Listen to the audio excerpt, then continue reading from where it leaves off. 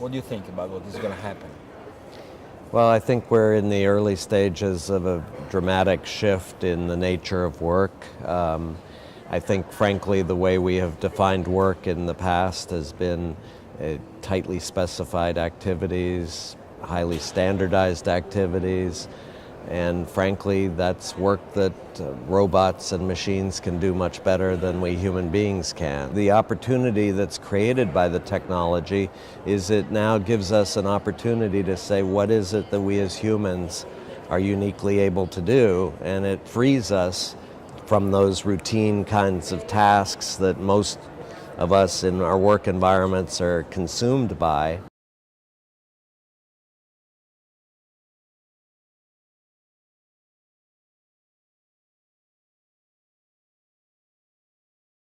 I think there are going to be multiple futures. And I don't think we're going from the past, the old world, into the new world. I think that we're at the beginning of the AI revolution, the robot revolution. It's barely happened yet. We're more advanced than we were before.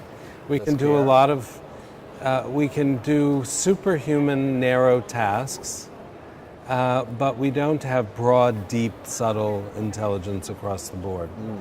And it's going to be a while before we have that. You know, it's a hard climb to get there. And I think that when we look for differences between humans and machines, often that, not you, but the people who often ask that question are looking for some special perch where we as humans will be immune from the advance of AI.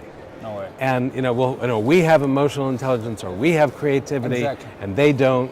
But I don't think it'll be like that. I think that they could eventually develop emotional intelligence. Okay, that was They already are showing signs of being able to be innovative and creative when we use evolutionary methods or genetic programming.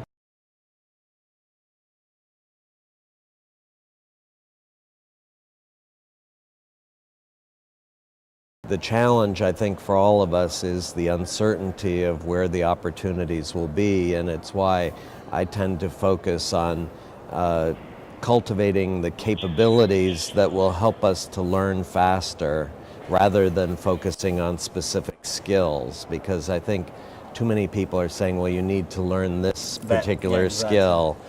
And my sense is, given how rapidly the world is changing, whatever skill it is, it will become obsolete very quickly. So you would suggest a more holistic approach to skills, correct? Yes, starting with what's required for learning. I mean, curiosity, creativity, imagination, those are the kinds of things that will help you to learn Faster. Whatever skills are necessary at that point in time.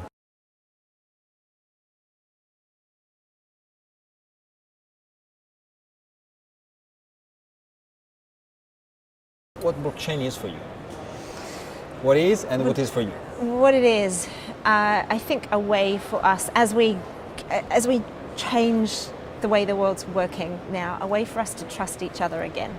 So that, how do we change from only being able to trust, the person at the other end of an interaction if there's a bank in the way or a government agency? How do we start to trust each other as individuals, as companies, as organizations? How can you look at blockchain as mainly as a trust platform of trust. Yes, yeah, and that's what it means to me. How do we find those areas where trust is broken down, or it's only being maintained by, because one agency does it, and help to decentralize that again? How do I know when someone says this orange is organic? How do I know that's true? How do we prove it? When we deliver medicines into Africa, or vaccines in particular, how do we know they've been kept at the right temperature so that we're not going to kill the person we deliver it to? Because that happens a lot at the moment. So yeah, that trust is for me the heart of what blockchain is about.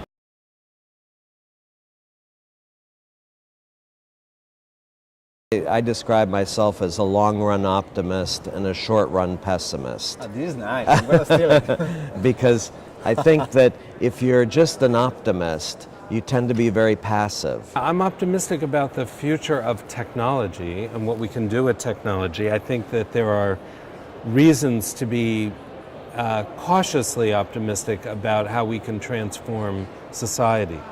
Could we build a society that is better than the one we have today, where there are more people who are happy and more people who are free of disease and free of illiteracy? I'm quite sure that we could build a better world. We could build a world where we address climate change problems and species extinction and a wide variety of problems that we have today, grand challenge problems, poverty, illiteracy, etc. The biggest challenge we have is our own evolutionary baggage.